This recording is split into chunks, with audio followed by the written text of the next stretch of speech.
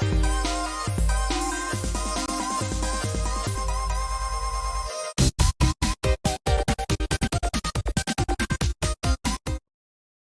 everybody, and welcome to our early comics review video. I'm Andy. I'm Matt. We're here with Infinity Flux Comics out of Chattanooga, Tennessee, and this is our big show where we show you some of the biggest and best books that are releasing this week. They're coming out Wednesday, so we will give you a better idea of what to expect when you meander over into the comic book store. You see some stuff on the wall, and you're like, what's that all about? Well, if you watch this video, you'll have a leg up on the competition. I love that thought. Ultimate Spider-Man. Never heard of it. What the heck is that? You know?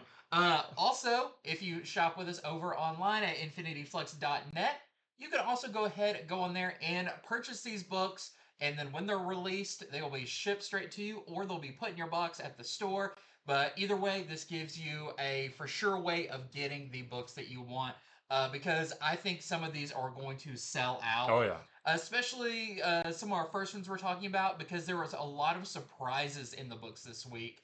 And I would say across the board, most of the things I read were like above average to fantastic. Yeah. So a great week of books. But I'm actually going to kick it off this week with Ultimate Spider-Man number 13. Now, this is, we talked about it before this, our favorite issue of the series so Yep. far. And that's saying something because this has had some really good, Uh-huh. like, single issue stories. But this one has a little bit of everything. Yeah, this one sets up a couple different storylines. There's some good action in it. It's just a good read. It's like, oh, I can't wait to see where this all goes. Exactly. Yeah. So, for one thing, like this has a couple of storylines going on in it. So our main story, the kind of the crux of what's going on with Peter is, if you read the previous issue, you know that something kind of weird was going on in the Parker house, and maybe the Peter that was there is not actually the real Peter Parker because he is in the clutches of Kraven the Hunter.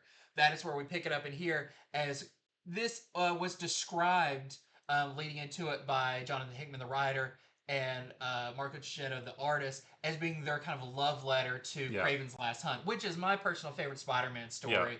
So this is awesome. But Kraven has taken Peter and Harry to the Ultimate Universe version of the Savage Land. Now, I don't want to tell you like where it is or anything, but it is a very cool new version of Yeah. it. It's familiar but different. Exactly, yeah. It does have a certain different vibe to it than the traditional Savage Land, but he actually Craven has teamed up with Mole Man to kind of orchestrate all of this, and Mysterio is there as well. So you do have, half of the Sinister Six working on this thing. And let's just say this version of Craven is kind of psychotic. Yeah, he's scary. He's scary. Yeah. He let's say he plays with his food before he Right. attacks. He weakens them, and that's kind of the horrifying part of this because he does have them captured, and he does want to find out all the information about Peter and Harry before he suddenly like unleashes them for his hunt. And that is super scary because he gets a lot of info out of them. Yeah. Stuff that they would never want to give up, but he literally like gets them to that place. But it's really interesting. The new version of the Savage Land, of course, it's full of dinosaurs and everything. There's some fun cameos in there. But that whole part of the issue is great. There's a ton of action. Meanwhile, and this is the part I don't want to tell you too much about because I want you to discover it for yourself. But there is a storyline that takes place outside of all of this. And I will say it involves the suit that Peter has left behind that we started to be suspicious about that has the like Peter AI in it, but seems a little, it's a little creepy, it's a little uncomfortable, all of that. But it has its own storyline now. Yeah. Let's say if it's in the suit form, it maybe has a new host, and I'll leave it at that. But this is definitely setting up something really big, as we've seen this suit teased for pretty much this whole series. Yeah. Little bits at a time. This feels like we are actually leading up to something, and we did speculate like previous issues, all of that. That like, could we be seeing the ultimate version of Venom being born? And this may add some credence to that. Some fuel to that fire. Yeah, but what did you like I about it? mean, well, I mean, I audibly gasped at least 3 times I'd by say the the time. first 3 pages are like, that's cool. Whoa, that's cool. Yeah. Wait, what? Yeah, well, yeah, the very second page, I went, "Whoa, that's neat looking," and then I turned the page one more time. I was like, "Oh my gosh," you know. So, and then just goes on from there, and there's just so much cool. So, the two big stories, the story with the suit and what is going on with that, and then the Craven stuff that is really cool too. And yeah, the suit, it seems very it's everything's Yeah. fine, right? But it's one of those deals where it's like maybe like there's one little word balloon that makes you think, wait a minute, Yeah, something is a little that's bit off. Every other panel that it's in, everything seems fine, but there's maybe one little word balloon. It's like, I don't trust you, yeah, and you phrased yeah, that you phrase that weird. weird, and but there's more to it than Yeah. that, and we definitely don't want to spoil it for you.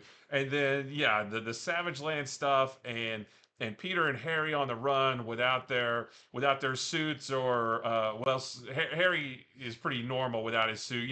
Peter obviously has his powers, not his Yeah. web shooters, but um, we do see Peter kind of step up and take charge a little bit, which he's always been in this series so far. He's been a little bit unsure of himself still, Mhm. but this one was nice to see. He's like, we need to do this, and we need to get out of Yeah, here, he and makes a yeah, plan really fast. yeah, And because he knows he's like, Harry doesn't have powers yeah, without his suit, but Peter does. And that, like, he almost gets that, like, fatherly responsibility of, like, oh, I'm the one here who, like, can keep everyone yeah. safe, so I'm gonna do that. And I just liked Craven in it because, like I said, he's scary in Yeah. this, and the way that the information that he knows, the way he was able to do it, is like He it's even makes, I feel like he makes some of the other villains there even kind of like, you're taking this yeah. real Yeah, far. are you sure that Kingpin is okay with this and all that stuff? Yeah. And yeah, so he maybe, have a couple screws loose.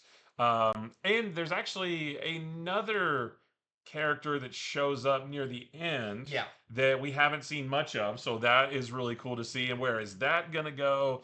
So This yeah, just sets up like a really promising future yeah, for this and adds maybe some more pieces to the table. yeah, We now have more things to work with given this issue where before, we had Peter and Harry, and it was kind of them going up against Kingpin or learning about their, what their place is or being a hero, all of that. This feels more like this is year two, like officially yeah. starting. That stuff's all, cemented. Now, what's the next layer we're gonna put on that? Yeah, this series has been a bit of a slow burn for the first 12 issues, but I feel like things are going to start to speed up now Mhm. because there's some things in here that I don't see how they could ignore. Like if issue 14 came out and it was just, oh, Mary Jane chatting with Gwen for a whole issue. Like I don't see how they could ignore the stuff in this for a whole issue. Like I think we're going to start to hit the ground running now, and it's awesome. I mean, it's Yeah, so good. This is my pick of the week. It's my favorite issue of the series so far.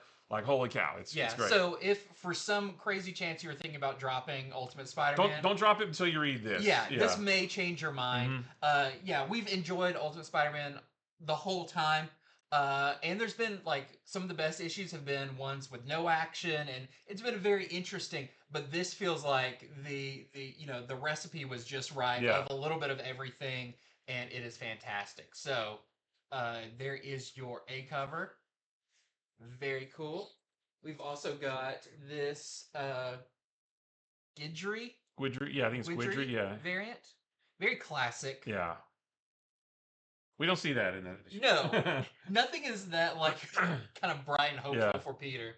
And then we also have this 1 in 25 Greg Land variant. We're selling for $14.99. All right. Well, I've got Absolute Wonder Woman number 4. And in this one, Diana is obviously the Tetracide is running rampant through Gateway City. At the end of last issue, Diana cast some magic to make everybody in the city deaf so that they couldn't hear the monsters cry or whatever it's Yeah, and the called. thing that Like it would was, lure them, yeah, she calls it like the fear siren or yeah, something something like like that. that. So now it's time for Diana to fight this big thing, and she needs some magical assistance to deal with it. And so Steve takes her to someone who knows about that stuff to help her. And I'm not going to tell you who it is, but it is a character that will be familiar to longtime Wonder Woman readers. Honestly, I didn't know who it was, but I was like, I feel like she's somebody, and I looked it up, and like, yeah, she's somebody from Wasn't she not in the movie? maybe. Yeah, she was. She was Okay, in the first movie. okay. Just as a little side note. Huh. I don't remember. Okay. So so she goes to this person to help and she gets what she needs. I'm trying to be a little bit vague here, but she gets what she needs to take on the Tetracide. And then she goes head on to fight it and she does some really cool things to try to beat it. Now I'm not going to tell you if she's successful or not, but there was a couple of pages where my son was behind me when I was reading. I was like, "Whoa, look at this! Look at what she's doing! Look at what she's doing there! Oh, that's really cool too." The anime action of this is Yeah, ramped up. yeah, for sure. So all of that stuff is really cool. We also get another flashback of Cersei and Diana in Hell when Diana was still a young girl. I thought this was really interesting. Yeah, and Cersei is beginning to have visions of what Diana will become eventually, and it makes her hopeful that Diana is going to become this hero, this beacon of light and hope. But it also makes her really scared for Diana to become that, and also makes her realize that when she leaves, I'm going to be really lonely again. How am I going to handle this? But she's like, I know what I need to do, and the thing that she says she's going to do for Diana is really cool. So yeah, just another really good issue of Wonder Woman, of Absolute Wonder Woman. There was, it didn't quite go as big as I maybe wanted it to, and which is ironic for me to say. And you'll understand what I mean when I say that. But it's still really cool, and we're not done yet. This is only the second to the last part. This is the penultimate issue of this story arc, and there's a little tiny bit at the end that makes me feel like not everybody still trusts Diana yet, and that may cause more problems for her on down the road. But yeah, we get more good Wonder Woman versus Tetracide action, and it's really cool. We do also see more of the more god level things in Yeah. this that or part of Wonder Woman ending up in hell Hmm. that I thought was really interesting, Yeah. and I think we're going to see more of that going forward. Yeah. So yeah, another really cool issue. There's our A cover right there, and we have some variants that I didn't get up. We've got this Elizabeth Torque variant on Pegasus. Pegasus wasn't in it enough. Not Pegasus enough. was in it, but not Not enough. enough. Yeah. There's a Mattia de Luis variant. Here is our, what was this again? Oh yeah, Villa Lobos variant. I think that's the one I pre-ordered. It looks so good. That looked great in foil. Yeah, oh yeah. And then we have this 1 in 25 Christian Ward variant. Oh, she's got the full armor with the helmet and everything in that one. She had that like the very beginning of the series. I wouldn't mind seeing her back with that. We're selling that one for $12.99. And then we have the 1 in 50. I don't have the artist on this one. That was the Eloise. Oh, yeah, that's the Virgin Eloise variant. We're selling that one for $24.99. So you got an ultimate and an absolute this week. Yeah, 1-2 punch right there. Well, next up, I've got a start of a brand new kind of, I wouldn't call it a series at Marvel. It's kind of it's a limited series, but it's another one that's full of various one-shots. Yeah. Kind of like the What If Galactus series. It's just various one-shots. That's what this I wish is. there was a word for that, but they're all going to be written by J. Michael Straczynski. This one, the art is by Will Robinson, and this is Doctor Doom and Rocket Raccoon #1. And this starts, and it gives you a little like preface or whatever of like this is going to be a series of unlikely team ups, and I think that's really cool. I do love the kind of like what chemistry comes out when you combine these random elements. And this one, definitely you can see in the cover and everything. It's like, how is this going to work? But this was really cool. I really like this issue, and it's not super action packed, but it's full of really great Doom stuff. You know, his larger than life and his pontificating and all of that, and great Rocket Raccoon, just not caring about any of Doom's stuff.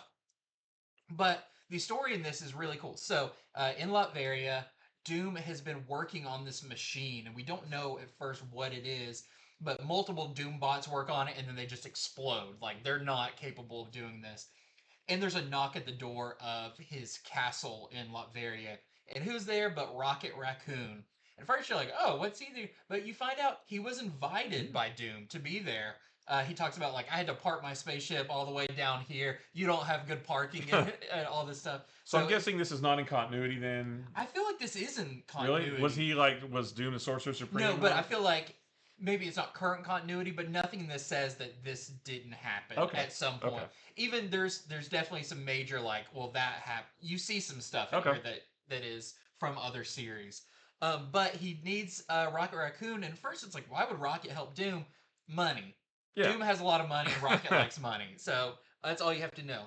But Doom basically tells Rocket, I am, as Doom does, I'm the greatest at everything, all of that. I am, a master sorcerer and everything. But I'm trying to invent something, and my engineering skills aren't up to the incredible level that they need to be. That's why I need you. Which is really interesting that Doom, like, says somebody else is better at Yeah. something than he I was gonna is. say like that doesn't sound very Doom-like at all. Like he thinks he's superior at everything, I but think the way they kind of play is like he's so good because he knows exactly what he needs and he can get it, like Rocket's help. yeah. So even if he can't do it, he can get it done, type thing. Okay. But he is trying to invent a time machine, and of course, Marvel Universe. That's not that big of a deal. Right. There's been time machines, but he Well, explains. wait, but Doom even has the his time Oh, platform. that's what he talks about. Okay. But he over dinner, which is great. They have multiple dinners in this together You that gotta are eat. just delightful.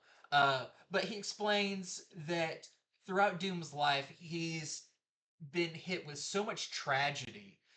His parents, he loved them and they were ripped away from him. His face got messed up, all this stuff, and he wants to know why, but not the why this, the ultimate why question. Why is things like this? Kind of like what's the meaning of the universe Yeah. level.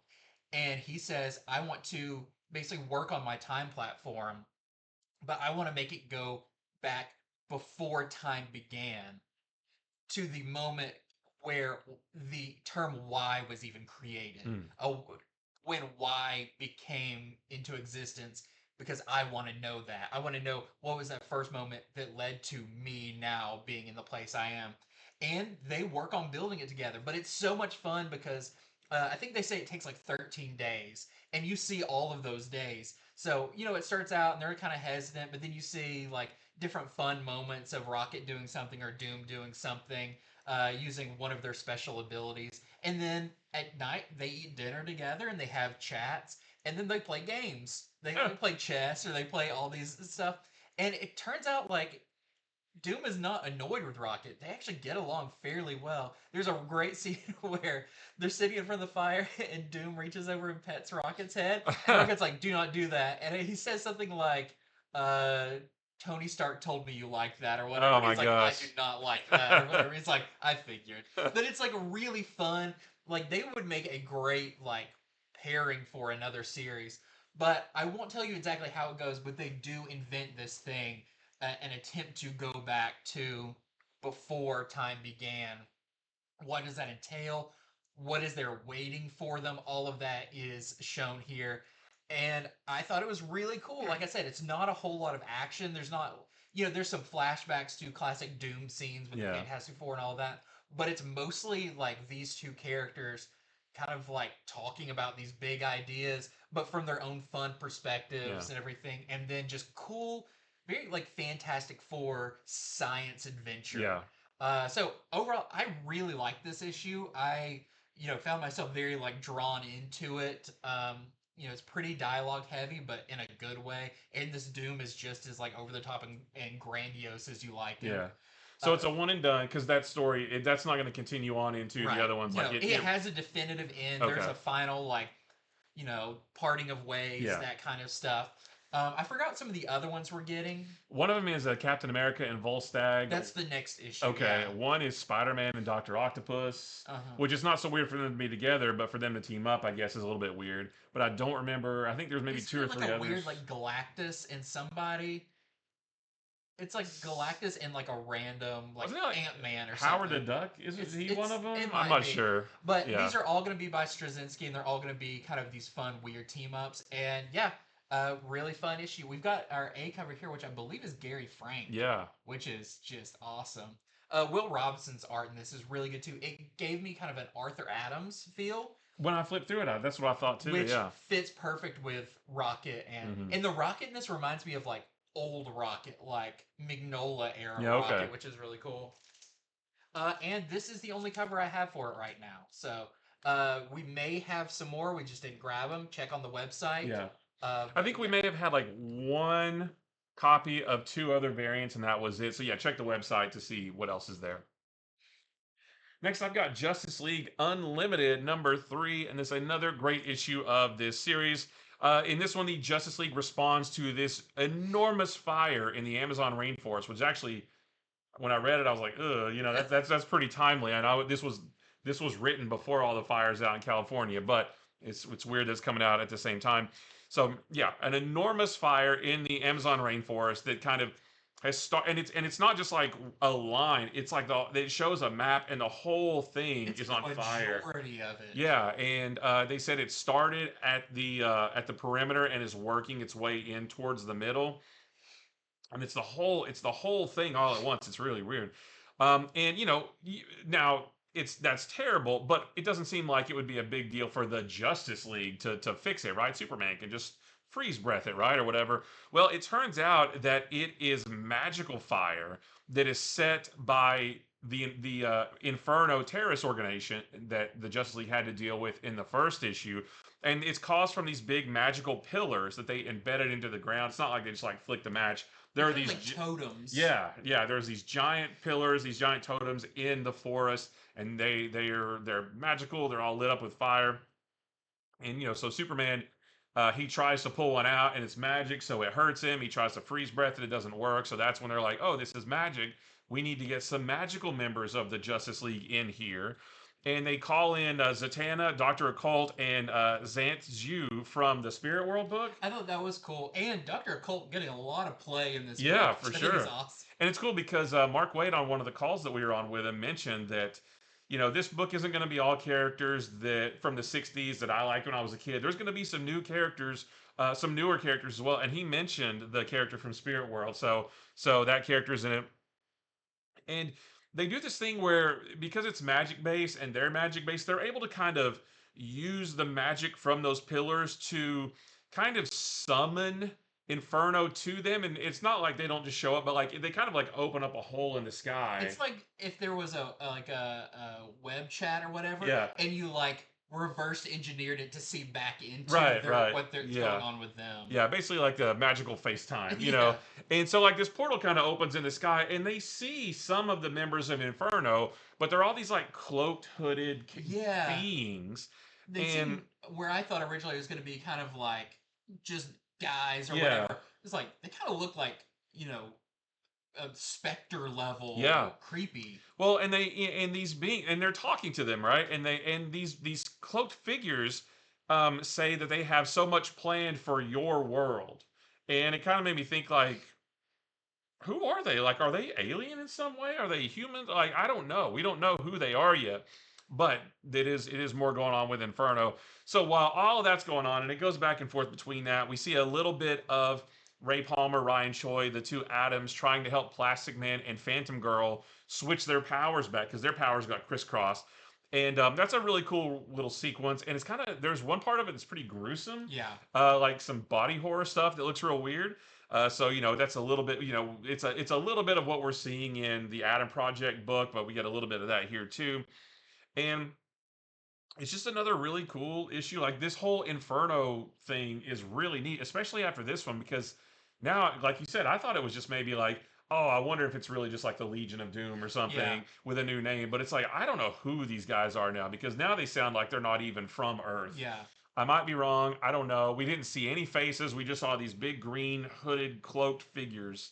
And they're like, we have lots of and they said there's something like they're the arbiters of vengeance or something like that. And Mr. Terrific's like, vengeance for what? Yeah. So I don't know.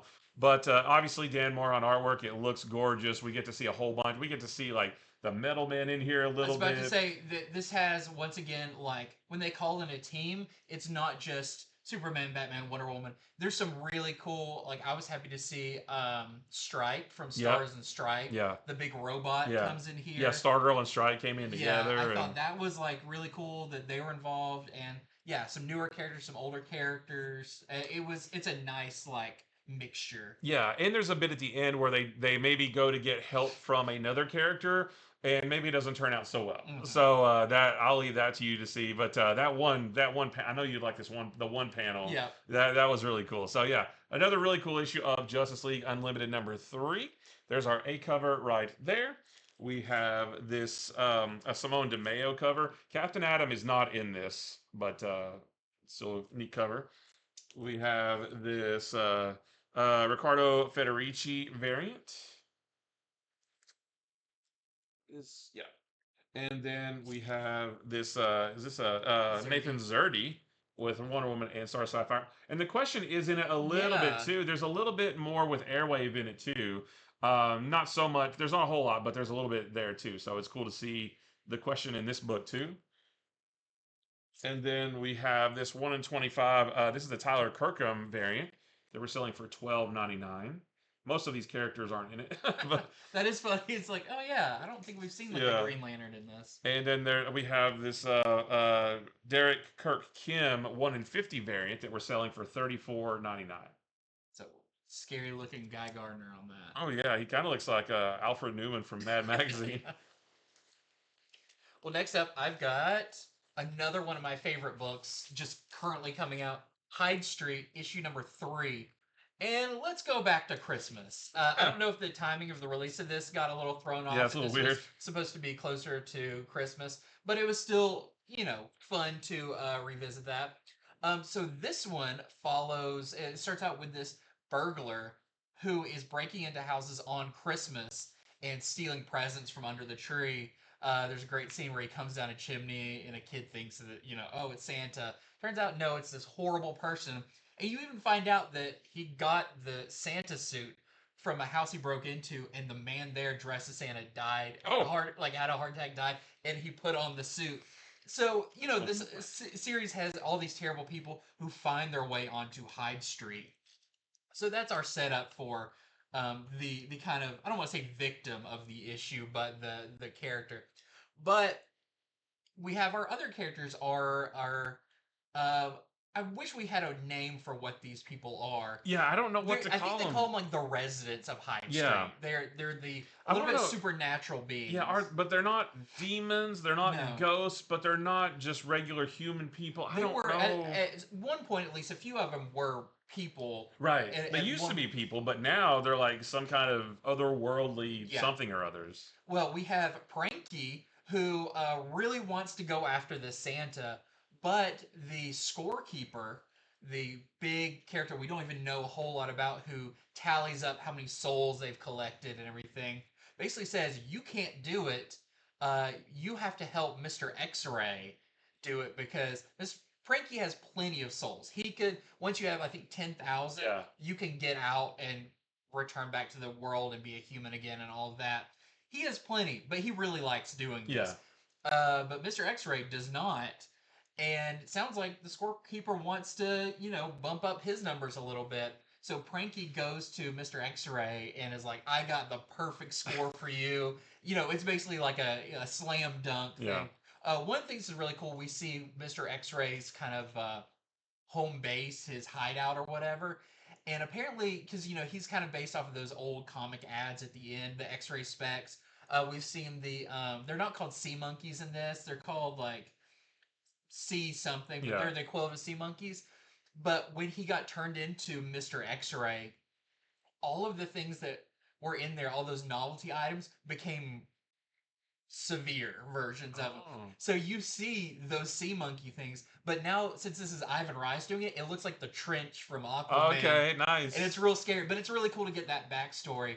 But basically, Pranky goes to him and says, I know that you actually do want to get out because there's someone out there waiting for you. And let me help you get all these souls. And so he agrees, and they both dress up as elves to try and get this Santa. It's a awesome issue. I don't want to give too much away, but there is an appearance by another new one of these citizens of Hyde Street that appears. There's a fantastic two-page spread where they do appear and kind of sets up the next issue of the series. But more lore is kind of uncovered in here about what all this is going on and who's all involved and who wants to be there and who doesn't want to be there. So if you're not reading Hyde Street, it's one of my favorite books coming out. It is horror mixed with kind of very like superhero sensibilities of a comic. You know, Yeah. these really over the top characters. The art is phenomenal. I always can't wait for the next Yeah. issue. So there is Hyde Street number 3, and this is the only cover I have for it. Well, next we've got Fantastic Four number 28, and it has been a minute since we talked about this run of Fantastic Four, and it's one of my favorite books from Marvel. But I wanted to talk about this issue specifically because this is a prologue of sorts to the upcoming One World Under Doom storyline. This is the first book that has the One World Under Doom banner on top of it. So this is kind of sort of what's leading the charge. If you don't read this, you'll still be able to understand the first issue of One World Under Doom, but this leads right into that. So in this one, Reed Richards is still trying to figure out how magic works. He wants to understand magic in the hopes that he can find a way to stop whatever it is that Doctor Doom is doing while he's been locked away under that dome in Latveria. And it's nice because it kind of references a little bit back to the Blood Hunt tie-in issues, because he said, because that was a big thing in those issues, was he's like, I don't know how to stop these vampires because I don't Yeah. understand magic. And in this, he's like, he's like, ever since New York, I've been trying to figure out magic and I can't do it. So Sue gets the idea for them to go visit the Black Knight, Dane Whitman, since he is a physicist, but he also understands magic. He's a magical being, but has a degree in physics or whatever. And so they get there. The Black Knight tells them about a weapon called the Fated Blade, because they go there looking for maybe they can get his help with the Ebony Blade. Yeah. But because of and he's it's funny because that actually sort of references back like 3 years ago, the Black Knight miniseries. You don't really need to go back to read that to understand this, but it's neat that they're still calling back to Yeah. that. And in that series, at the end, he melted down the Ebony Blade and made it more like a throne that lets him do special things. So he says, "Well, I don't have the Ebony Blade anymore, but there is another weapon called the Fated Blade. Fate, Fateed, Fated Blade."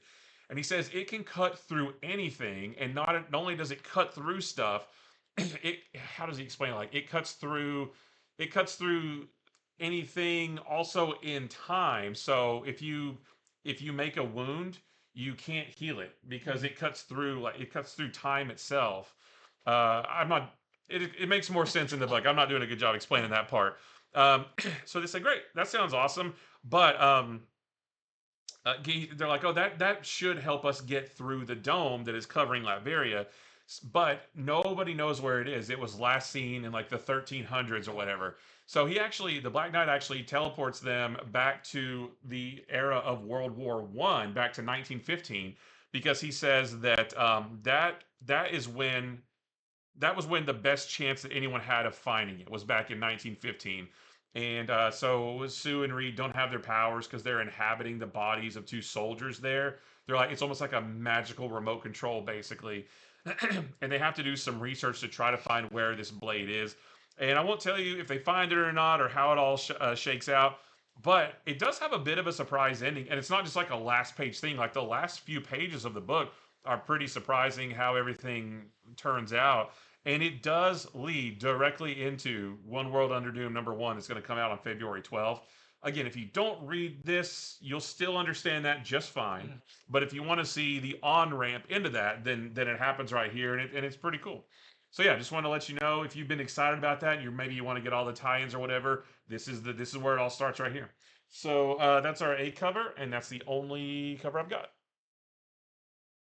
Well, I've got another great issue. This is Superman number 22, and we are dealing with our big Doomsday storyline. Of course, Doomsday showed up once again, this time full of hellfire and all of that. But Superman and Superwoman managed to basically capture him and he's under the influence of what's the flower called?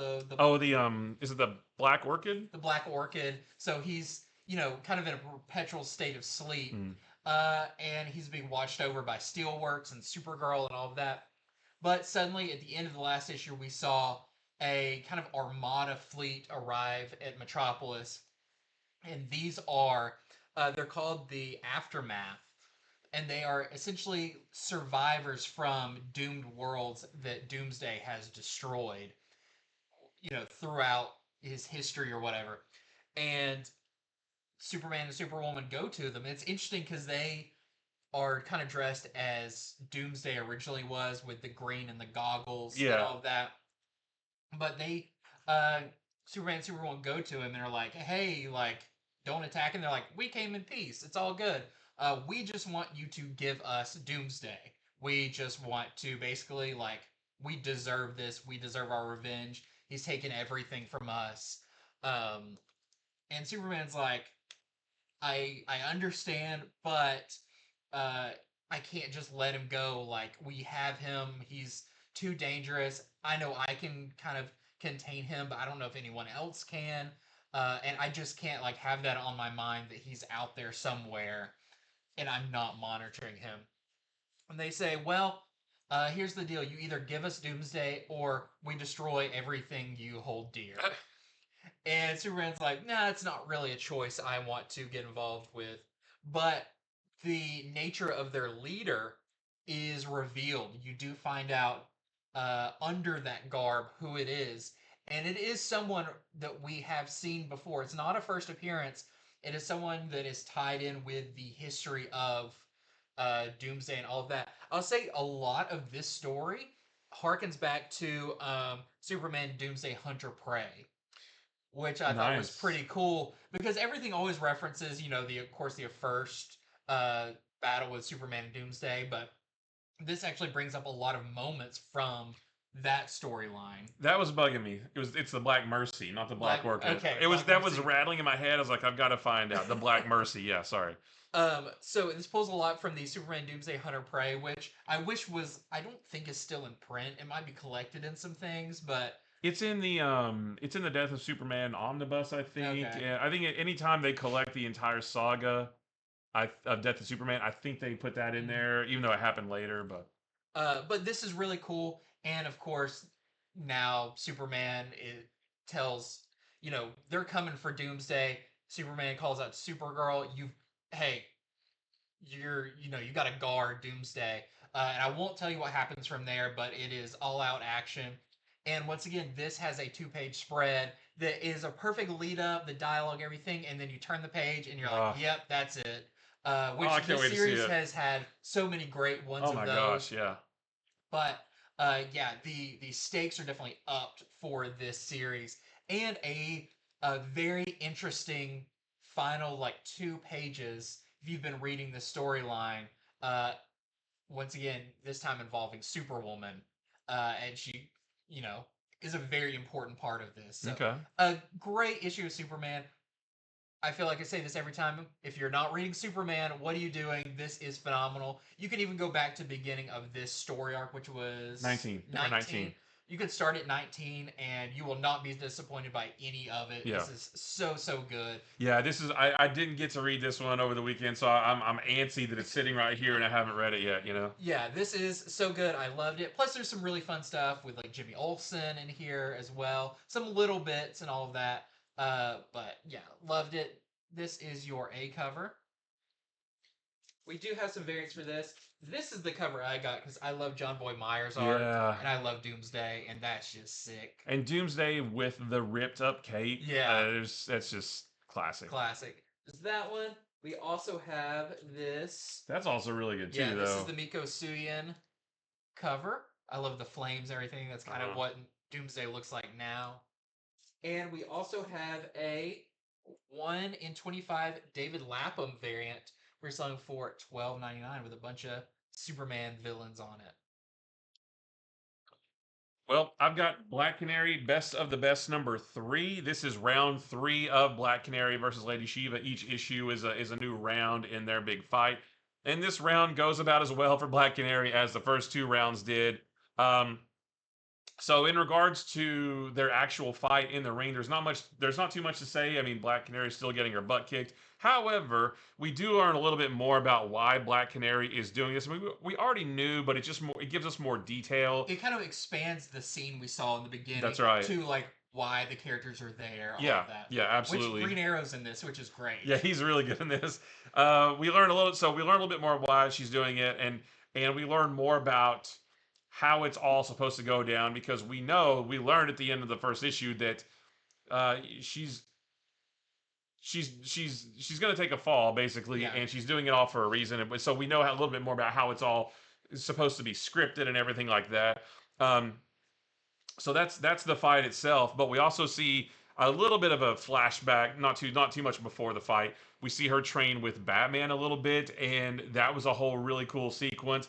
And he knows that she has ulterior motives for doing this. He's like, I know, she says, I want to do this because of money and because I know that I can beat her. And he's like, well, I have money if you need it, and I've fought Shiva multiple times. You will lose. Yeah. That's why I know you're doing this for a different reason, and she won't let on. So there's Batman being a little bit of a detective, like, I know something else is going on here. I do love when Batman shows up. He's like, I'm here on Justice League business. I hear you're gonna fight for money, and Yeah. then goes against the Justice League rules. Yeah. And I was like, that's pretty funny. Yeah. That it's like, when you sign your contract, you're supposed to do all your superheroing for free. For free, yeah. His whole bit in this is really good. Yeah. The Batman stuff in this is really cool. He's not in it a whole lot, but he's in it from at least a few pages. And we also get to see a little bit of Ted Grant because Yes. he is her corner man in this. But it's not just him standing there; like he gets involved a little bit too. He's got some anger issues, and Yeah. they come out. The very first page is hilarious Oh, because yeah. it's a sportscaster interviewing him, and they ask him all these questions, and he keeps leaning in, and the way it's drawn too, instead of just like talking, every time he leans in, he goes, no. And then he leans in. It's almost all No, one word yeah. answers. The way they draw him sort of leaning in and just like looking straight at the camera, no, like that. So But it's then really they well take done. that and extrapolate it Yeah. to like, I actually think what he was saying Yeah, was. yeah. He wasn't saying any of that. Yeah, so just like I said, a lot of the issue is just more of the fight that we've seen already, but it's the stuff leading up to the fight. It's the stuff that's going on off to the side while the fight's going on. That's the really really cool stuff. And the conversation that she has with another character in this, well, it's really cool. Like I just want to see if it all works out the way she intends and all that kind of The stuff. art in this is incredible Yeah. too. Ryan Sook.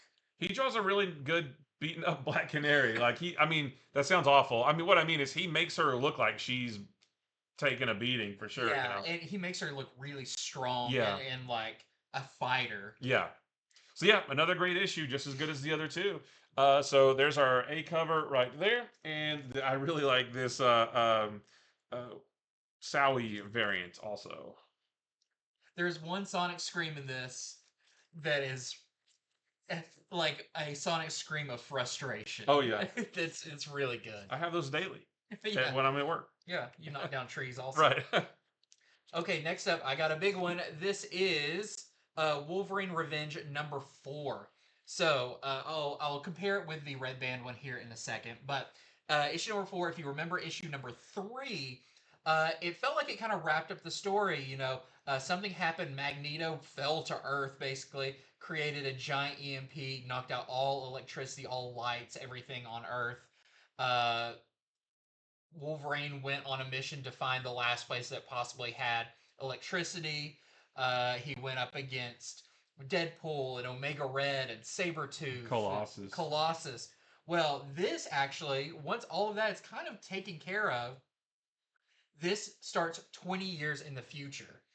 And this is very Old Man Logan vibes. So, the world is recovering from everything from this EMP blast. There is somewhere that does have lights, and I don't know if I put down what it's called, but it's thanks to Forge. Forge is kind of rebuilding society. Okay. So you do get a lot of Yeah, because he wasn't the second issue, I think? Yeah. you do get some other characters in this, and some maybe are not the regular versions of characters. Mm. A lot of people have taken on the mantle of Captain America. So who's the Captain America in this? That's really cool. And again, this is its own continuity, Yeah, so that's not outside the realm of possibility. Like this is a whole. They've never explicitly said this takes place on Earth 1, 2, 3 or yeah, whatever, but we just know that this is not regular Marvel continuity. yeah. This is a separate Yeah. timeline. But in this new town and everything, you basically have Wolverine. I guess he's kind of a sheriff. He does have a sheriff badge, Okay. but he essentially kind of goes around the perimeter. He's the only one that really leaves this town to he talks about there's Ravagers. He's like, I took care of the last ones of them. He basically keeps the peace so everyone there can live fine, and he knows he can survive out there. But he has when he goes out, he has an extra little thing that he does, and he does it periodically. But not give away too much spoilers because it happens pretty early on in this. But Sabretooth is still alive. If you remember what happened in the previous one, he basically depowered Sabretooth with these lights that like took away Oh, right. Sabretooth's abilities. I thought he killed him after that, though. Well, in this, he periodically visits Sabretooth to reflash him with those lights so he never fully recovers from what he did to him. Hmm. There's some other bits that I'm not giving away because that is like the least of the spoilers in this. That's kind of one of the main parts in this is Okay. when Sabretooth is still around. But you'll have to check out what condition he is in. But Wolverine is attacked while he is out and about by um, three new characters, but they are versions of familiar characters, or a familiar character, kind of broken into three bits. Mm. Um, and we'll say a couple of them have the powers to put toxins and poison and stuff in Wolverine. And that's where we get some of the very gross things where we see Wolverine essentially like get every disease ever at once. And it's Okay. just horrifying. But someone is watching all of this unfold. That is the big thing that is in this. That is what is going to lead us into the final issue. And there's a big final page reveal that is really cool. I'm very excited to see what it is. But also, I wouldn't mind more stories, kind of like Old Man Logan in this, because Yeah. he's really cool. But he does wear a version of one of his suits in there, but with the beard, kind of like this cover. But it's not this suit. But great issue, and I can't wait for people to. It sounds like the Sabretooth thing is like, oh, that's a major spoiler. It's not because there's so much bigger things in here Okay. that you'll have to read it to find out. Now, we also do have the red band version of it. And, there are two extra pages in this. They're both full page, like single page close ups of, let's say, the more graphic bits of some of these fights Okay. that happen. Now, does it change that much? No, but if there's questions of like, I wonder if that person's dead, that's answered in this. You see what actually happens, and it's just a bit more over the top. But I couldn't find any extra like panels that were augmented or anything. It essentially just looked like two Two extra extra pages. pages. Okay. So I thought it was cool. It's great Capullo art once again. Getting those, and one of them is very almost feels like a Spawn panel from what you see, but. Uh, Really cool. Really enjoyed this issue, and yeah, I love that it's like three issues, and then kind of like this is almost a whole separate thing, but set within the same Right. universe. Right. But yeah, I thought this was really good. Got some variants. These are variants for the regular edition. So we have a Patrick Gleason variant. That looks really cool. Yeah, I didn't realize that was Patrick Gleason at first. It doesn't necessarily look like his Yeah. like his Spider-Man covers or Yeah. anything. We also have this one's really cool. This is a Mesafara cover, and he does look. I mean, the art doesn't look like that, but this is what a lot of this book looks like. Mm. And then we do have an incentive for the red band, of course, and this is your 1 in 25 red band cover reselling for $34.99. It's another one of those like EC comic homage covers. All right, I've got Teenage Mutant Ninja Turtles Naruto #2. The first one was really cool, all out action. The artwork is great, and the same is true here. Beautiful artwork. There is much less action in this than there was in the first one because this is now, the turtles and the Naruto gang. They have a name. I don't remember what it is though.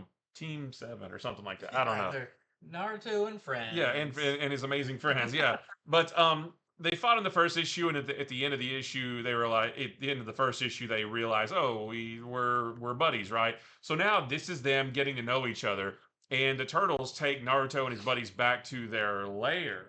And obviously, this is these are turtles that live in this world of Naruto in the Big Apple Village. So they still have their underground lair, or the idea anyway, but it's a little bit different. And a lot of the issue is just them getting to know each other. They kind of rehash their origin. We came from Ooze, and Splinter is a rat who used to belong to Hamato Yoshi, who Kakashi knows. He knows of the clan, so there's that familiarity between Kakashi and Splinter. And so they kind of rehash all that. April tells how she got involved with the turtles, working for Baxter Stockman, who was the one responsible for the ooze in the first place.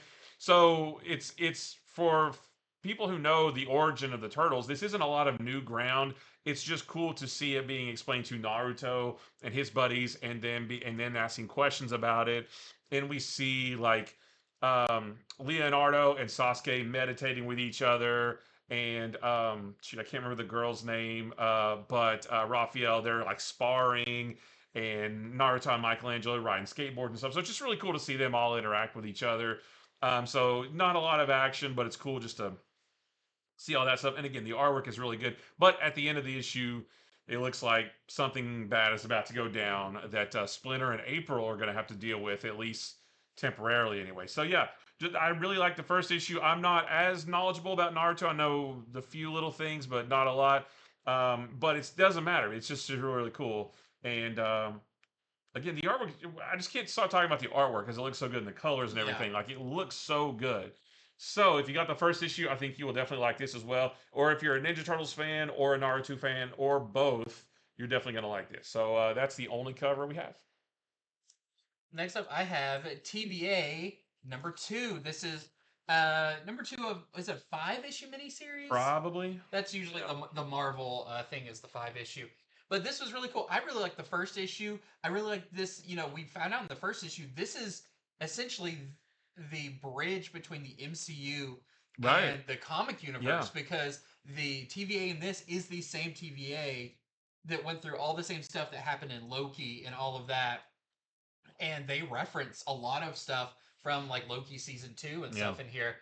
So that, I think, is really cool because, of course, you've got Spider Gwen in this. You've got a lot of your like 616 characters as well. But in this one, there's been these visions that people all across the multiverse have been having. Um, and they're actually seeing inside of TVA during these kind of Right. Yeah. headaches, flashes, or whatever. And this team at the TVA were trying to figure out where is this coming from, all of that. Well, I don't necessarily remember why they thought that it had something to do with. I mean, funny enough, if you are a fan of the MCU, why it had to do with Mephisto. But Right. they kind of suspect, is this coming from that realm? Yeah. So the team of Spider Gwen, Gambit, Poison, who is Jimmy Hudson, who is like the son of Wolverine from the previous Ultimate Universe, all of that. Um, and Ingrid, who is a mysterious character we still don't know a whole lot about. For right now, she kind of just seems like an agent. Yeah. But they all head to Helltown, which is in the 616 universe, and it's not hell, it's like adjacent to hell. And I'm sure for people who know a little bit more, maybe Ghost Rider, that kind of stuff, they're familiar with this place. But they go there, but they run into Damien Hellstrom, who is not really that bad of a guy. He kind of tells them like, "Hey, I'm not Mephisto. Like, we're cool. I'll help out if I need to." So they have, as they're kind of looking into this, they're like, "Well, all of this could only happen if it's affecting this many people. It's something big." So they wonder, is this an Omega level mutant that has this ability or something? But they're like, we're trying to find answers. And Damien's like, I've got a library. My library is bigger than the Sanctum Sanctorum library, and I've got better books in there. All you have to do is go in there, and we can look up books that have this arcane Yeah. knowledge about all So this it's been stuff. pretty helpful. Yeah. Damien's very helpful in this and very kind of pleasant and everything. But Gambit and Gwen don't necessarily trust him Hmm. because they've seen somebody lurking behind them the entire time Huh. who've been following them, and they kind of don't want to alert anybody, but they're going to find out who this is. So that part's really cool. All the stuff with Damien is great. His library is cool. He basically says, say any topic, and they say something, and then a fire path on the ground leads them to the section of the library where Nice. where that book is and Take stuff. that, Dewey Decimal System. Yeah. So that's really cool. But meanwhile, outside at the TVA, you have Mobius and you have OB and you have Peggy Carter, Captain America or Yeah. Captain Britain, who are trying to figure out from the outside what's going on. And Mobius has noticed someone slinking around the TVA, and it may look like a certain old friend of his, a certain god Right. of mischief. And we'll have to see what happens. But yeah, this is once again a really cool mashup of the MCU and the 616 Marvel comic universe to the point where it's like we're seeing characters that we haven't seen since the show and Mm-hmm. stuff like that. So this is awesome. I really like this. I think it's a really cool cast of characters. Yeah, a lot of fun. So that is a TVA number 2. And I also have you also do get Doc Clock and Um. Uh. Sir Seconds. Sir Isn't he Seconds. Sir Seconds? Right. Yeah, they're in this as well. Yeah. But this is your 1 in 25 Elizabeth Torque variant. We're selling for $24.99.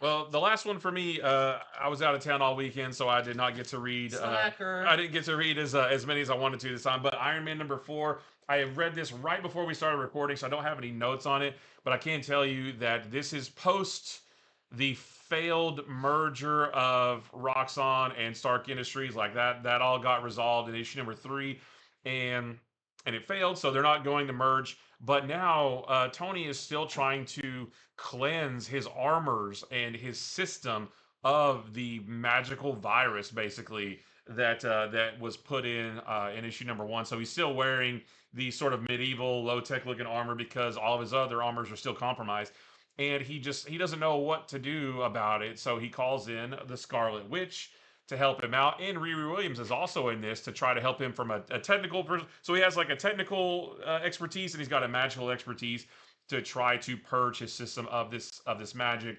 Scarlet Witch says, "I think I can help. It's going to take some time because at the end of last issue, Tony got the Ironmonger armor, and Scarlet Witch tells him in this issue, don't wear it because if you do, it's still got the bad magic in it, and if you put it on, it could be really really bad. So yeah, just and there's more to it than that, but I'll leave it there. Like I said, I just finished reading it, so I'm still trying to sort of process it. But just want to let you know the new issue of Iron Man is out this week, and that's the only cover I've got. Well, I guess it's up to me to take this ship into port. Well, I guess before you start, I also just want to let you know Wolverine number 2. I have not read this one yet, but it's also out this week. So if you got the first issue, you want the second one, that's also this week. Now I really am done. So I've got a few more. I've got Metamorpho number 2. This continues kind of the one and done stories that this Metamorpho series promised. It is very much, if you're a fan of like the Silver Age, like Stan Lee, narrator, very wordy, Yeah. very that kind of stuff. That is what this is. Some people will like it, some people won't like it. But this one's interesting. Rex, Metamorpho's Rex Mason. Mason's Yeah. his girlfriend Sapphire. She's a superstar, all of that. But there is another singer that has popped up on the scene named Sugar Sweet that keeps kind of outdoing her and everything. And the problem is, when they listen to Sugar Sweet songs, they realize this is just made up of a bunch of hits from Right. Yeah. I did see that. like the previous decade, including one of Sapphire's songs. And they're like, this seems wrong or whatever. But what does Sapphire's father, Mr. Stagg, the big, I guess he's a tech guy. He's just a big business Yeah, he's a guy. big billionaire industrialist. Yeah. What does he have to do with this new singer that has popped up on the scene? There's not a whole lot of Metamorpho in this. He is towards the end a little bit more. He's mostly spending the entire time trying to figure out how to turn his body into like a glow stick. Yeah, right. And he's just walking around being like, "Look at me, I'm glowing." Yeah, I read part of this, and he said something about I'm trying to figure out how to turn my body into complex compounds or something like Yeah. that. There's quite a bit more of like Element Woman in this. And there's a fun like this is leading to another thing that's coming next issue that is a fun kind of oh, I didn't think that this character and this character would know each other type thing, but that's cool. So if you like the first one, you'll like this one. Like I said, it feels like you're reading a 70s book. Yeah. Very wordy, very like exposition, they tell it and show it, all that kind of stuff. But there is Metamorpho number 2. Quickly, my notes for Void Rivals are very small. I said, not to give too much away, but a pretty major death in this, and a pretty major first appearance slash cameo. So if you've been reading Void Rivals, there's kind of a 1-2 punch in this one that is very cool, and I can't wait to see where it leads. Plus, like some pretty cool action in this, because Pythona makes her attack. Oh, right, So, yeah. really cool issue there. That's our A cover. And we also have a Connor Hughes 1 in 10. We're selling for $5.99. And we have a 1 in 25 Delpesh cover. We're selling for $12.99 with Hot Rod. I love Hot Rod. He's my favorite. Next up, I've got Amazing Spider-Man. And let's see. How to describe this issue? Spider-Man, Peter Parker in the Spider-Man suit is not in this issue. He is super depressed man. He is the previous issue, because of what one of the children of Sidorak showed him, he saw that basically whatever I do death is inevitable, all of that. And he's just really cramping everybody's vibe. Like he is walking around the street. He goes into a convenience store that's being robbed, and he basically just like depresses the robber out of robbing the place by being like, "What's the most you're gonna get? Like $60? People don't use cash anymore. Is this worth like you going to jail for all this? Like, do something better with your life." And also like Spider Boy comes in and he basically tells Spider Boy, "Stop being a superhero. It's not worth it." All this stuff. It's a very sad Spider-Man. It doesn't feel very great power, great responsibility. No, but it's kind of addressed because Doctor Strange is kind of floating around him. He can't see him, but being like, "What's the difference between when I had to do this and when Peter has to do this?" You do learn a little bit about that. Also, Black Cat is in it. Felicia does appear, and she doesn't necessarily like Peter's attitude, which is kind of fun. But also, they've been teasing, because we're dealing with the Sidorak and all of that, that Juggernaut has felt this weird pull from the X-Men to go and be part of this, and it looks like that is where we're heading with that as well. But it's an issue of Amazing Spider-Man. No Spider-Man and not a whole lot of Amazing, but it's an interesting story, and I'm very interested to see how this leads into the new Spider-Man number 1 we're getting. It feels like he's got a lot to get out of his system before we get there. So there's your A cover. Number 68 is going to be the last part of that storyline. I don't know if that's the last issue of this series before it starts over in April. I don't know, because there's a couple more dot deaths. There's one with the X-Men. Yeah. I know 68 has a dot deaths issue, but I don't know if there's an issue 69 or 70 or what. Yeah, I don't know if we officially know what the last issue is. We also have this really nice Carrie Andrews variant. I like that one. That was really cool. And one of the best Scotty Young ones so far, as he went down the drain again. Down came the rain and washed the spider out. So that one's really cool. And we also have a Chris Samney 1 in 25 we're selling for $14.99. Yeah, that's nice. Which is really nice. I've always loved images of like wide shots of big cities or canyons or whatever with like the character that big, just to show the sense of scale. Yeah, I especially love that Spider-Man in a city right. like that. And lastly, I just wanted to mention that the final issue of Star Wars War for Jakku Last Stand. This is the final part of the entire War for Oh, so Jakku this is the series. end of This all is of it. 12 of 12. Oh, okay. And I'll say, like this entire series has been, it's hitting the high parts of a lot of stories because there's been a lot of stories that take place in this year after Return of the Jedi, but leading up to the final battle of the Empire, which happens on Jakku.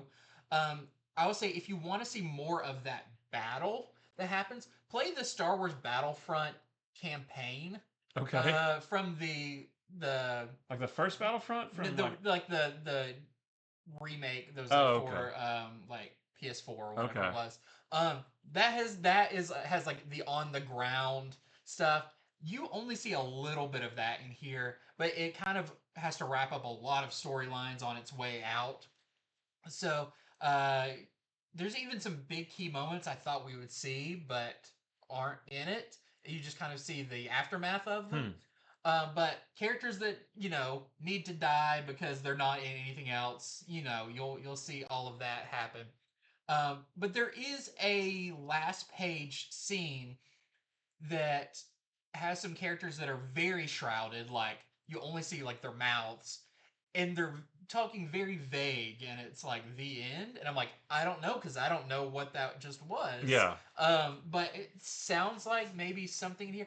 Now I put in my notes this could just be alluding to the sequel trilogy and somehow Palpatine returned and Yeah. all of it. Somehow Palpatine returned. It Yeah. could be referring to all of that, but it could be referring to maybe another series we'll be getting coming up. But this does wrap up the story. I think this is going to read the best in like one big like 12 issue. Yeah, if I'm sure they'll make one. That's volume going to be good. Yeah. because there's a lot to keep track of. I almost wish there's a way to do this like you read all this character's thing and then all this Yeah. character's thing because the jumping back and forth got a little confusing at times. But it's all wrapped up here, and I'm looking forward to reading it all as a whole now. And I'm really excited for the new Star Wars series. We're getting the Legacy of Vader series coming up very soon. We're getting the Jedi Knight series. That's the prequel series. We're getting all of that very, very soon. So, Star Wars is not slowing down, but I do like it. It's kind of diverging into some different territory that I think is going to be really, really cool. But that's the only cover for that one as well. And you covered Black Canary, and that's the last book That's I it. had. So we are all good. It was a big week Yep. of a lot of really awesome books. Don't miss out on Ultimate Spider-Man. Don't miss out on Absolute Wonder Woman. What some of the other ones? I mean, Justice League, Superman. Justice League Superman, Wolverine Revenge, I thought was awesome. Hyde Street was incredible. Doctor Doom and Rocket Raccoon, I thought was great, especially if you're like a classic Fantastic Four fan that really like, Doom and like, the complexities of Doom and his ideas and stuff. And that has a really cool scene spiraling back in time where you see some of the history of Doom. Nice. Really cool. So a lot of great books. Head on over to infinityflux.net. Go ahead and order them. That way you don't have to worry about it. It'll be there waiting for you, or it'll be on its way to be delivered to you. No problem. You got it. Yeah. So we've got our show coming up on Wednesday. We'll be going over the early comics that you can pre-order. It looks like we are finally getting back into kind of the full amount of things after the holidays, which is great. And is our letters show? Yeah, so our next episode of our letters page live show will be this coming Wednesday, and it's going to be cooler because it'll be in higher quality, and we will be streaming to YouTube, Instagram, and Facebook all at the same time. So if you want to watch, well, if you're watching this, you're on YouTube, so you probably don't mind watching on YouTube, but it'll be on Instagram and Facebook as well. Maybe if you're out and about, you see the notification, you can join us and ask questions and, critique our favorite comics. Whatever you want to do. But that's going to be really exciting as well. We can't wait for, as we promised this year, we're getting bigger and better, and everything's going to look better, and we're going to have a wider reach. All very cool. Talking about our love of comics. So, until next time, see ya.